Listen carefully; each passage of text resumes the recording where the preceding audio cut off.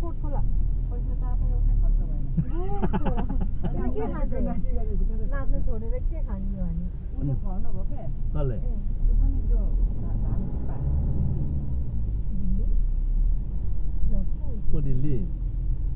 धान छिप्पा छ नि त्यो माथिको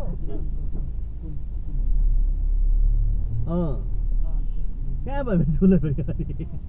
पके कलेक्सन पैसा ए पके कलेक्सन ल्याएको छ त्यो अस्तिको नै हो होइन ऊ हौ पुल हामी उसले खुवायो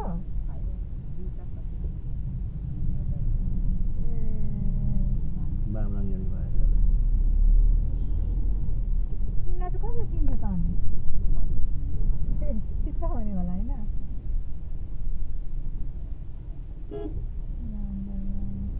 अझै नाच्नु मलाई थियो दया हाल्यो क्या नाच्दै नि त अझै यो उफ्री उफ्री अब त्यो मिस्टेक हुँदैन होला सबै सिकेर होइन छोरा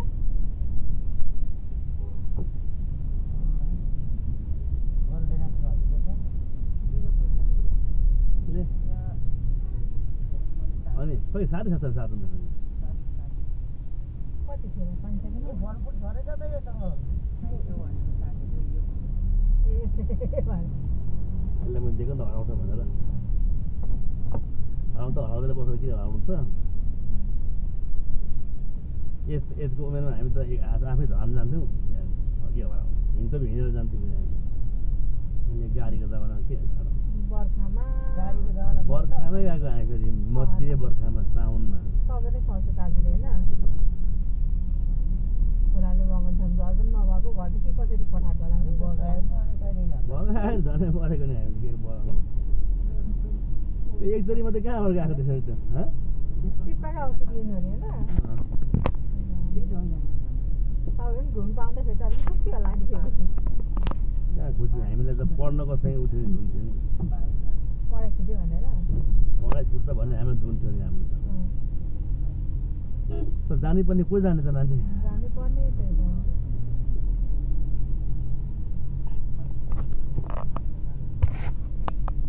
नाच्नु आएको थियो नाच्छ नि जहाँ पुग्दैछ त अन्त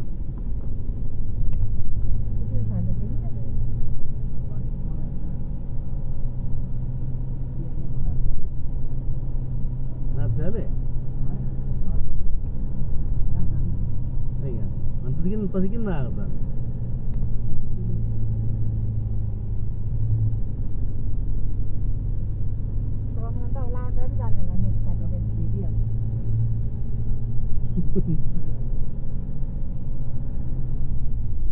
ती साथी भेट्छ तैँले त्यहाँ थियो अहिले भर्खर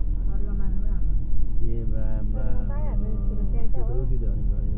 आँगनको आएन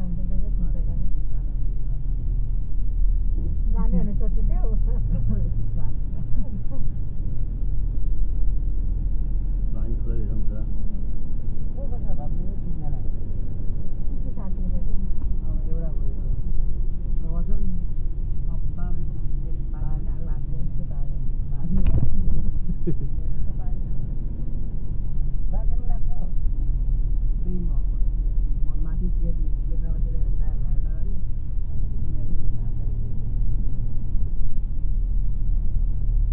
जान खान आफ्नो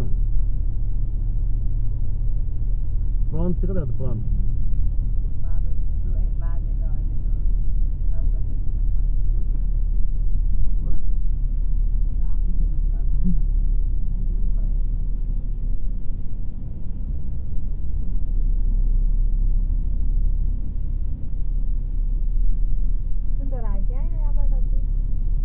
आलु भन्दैछ अरे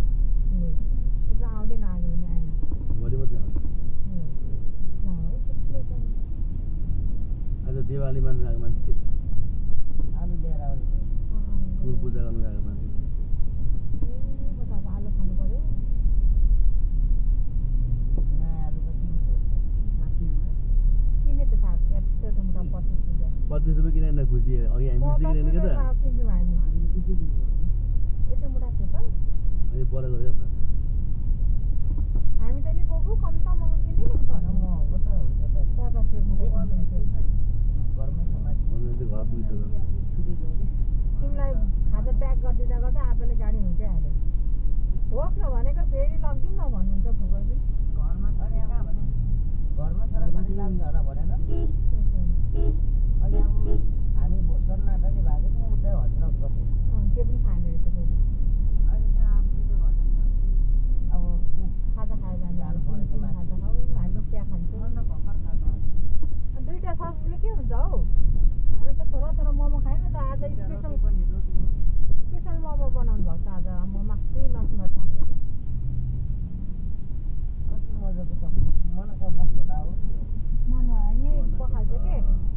बजारमा बेच्ने सागहरू गाजरहरू पहिला हौ अहिले होइन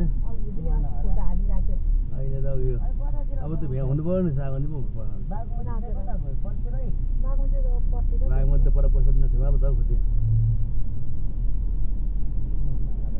त्यही त अब घरबाट यहाँ अफिस आउँदा चाहिँ 4 वटा खताउनुपर्छ मैले डोली खोला